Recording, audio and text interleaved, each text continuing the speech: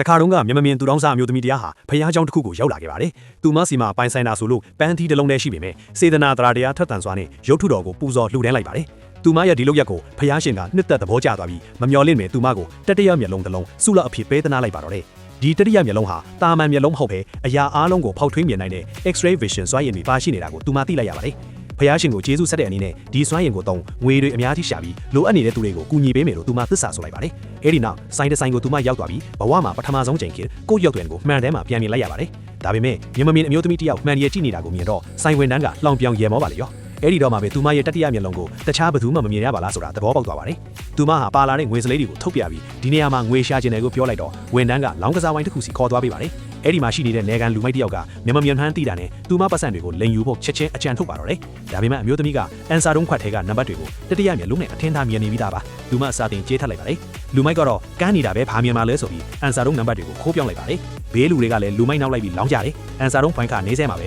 အမျိုးသမီးကသူမရဲ့စွမ်းရည်နဲ့နံပါတ်တွေကိုမူလအတိုင်းပြန်ဖြစ်သွားအောင်လုပ်လိုက်ပါတယ်။အဖုံးဖွင့်လိုက်လို့နံပါတ်တွေကိုမြင်လိုက်တဲ့အခါလူမိုက်ခမကြောင်အမ်းပြီးဘာဖြစ်သွားမှန်းတော့မသိလိုက်ပါဘူး။ဒီလိုနဲ့ဒီပွဲမှာသူမငွေအများကြီးနိုင်သွားပါတယ်။လူမိုက်ကအရှုံးကိုလက်မခံနိုင်ပဲနောက်တစ်ပွဲထပ်ကစားဖို့စိန်ခေါ်ပါတယ်။သူမကလည်းလက်ခံပြီးရှိသမျှငွေတွေပုံအောလိုက်ပါတယ်။တတိယမျက်လုံးနဲ့ကြည့်လိုက်တဲ့အခါအခြေအနေကိုသူမသိလိုက်ရတယ်။ဘေးလူတွေကအန်ဆာတုံးကိုခိုးချောင်းကြည့်ပြီးလောင်းဖို့ဖင်ကြတယ်။သူတို့သူမရဲ့မတန်ဆွမ်းမှုကိုအခွင့်ကောင်းယူနေမှန်းသိပြီးမြဲစေတနာနဲ့ဒီပွဲမှာမလောင်းကြဖို့တတိပေးရှာပါတယ်။ဒါပေမဲ့ဘယ်သူမှနားမထောင်ပဲလူမိုက်နောက်လိုက်ပြီးထိုးကြပြန်ပါတယ်။ဒီတစ်ခါလူမိုက်ကတစ်ကြမယ်လို့ဟောကိန်းထုတ်ပေမဲ့အမျိုးသမီးကဒီပွဲမှာဘာနံပါတ်မှမရှိမှမဟုတ်ဘူးလို့ပြောလိုက်ပါတယ်။လူတွေအားလုံးလှောင်ရဲကြတာပေါ့။ဒါပေမဲ့အဖုံးဖွင့်လိုက်တဲ့အချိန်မှာတော့အန်ဆာတုံးတွေကအရှိန်ပြင်းချင်းလဲနေပြီးပုံးပဲ့ကနံပါတ်တွေပါပျောက်ကုန်ကြပါလေရော။ဒီတစ်ခါလဲသူမထပ်နိုင်သွားပြန်ပါတယ်။ဒါပေမဲ့လူတွေကသူမလိန်ကစားတယ်လို့ဆွဆွဲပြီးဆိုင်ရှင်ကိုခေါ်ထုတ်မောင်းထုတ်ခိုင်းပါတယ်။ဆိုင်ရှင်ရောက်လာပြီးသူမရဲ့မျက်လုံးကိုစီးထားတဲ့အဝတ်စားကိုဆွဲဖယ်လိုက်တဲ့အချိန်မှာတော့မြင်လိုက်ရတဲ့မြင်ကွင်းကြောင့်စူညံနေတဲ့လူအောက်ကြီးတခဏချင်းတိတ်ဆိတ်ငြိမ်သက်သွားပါတော့တယ်။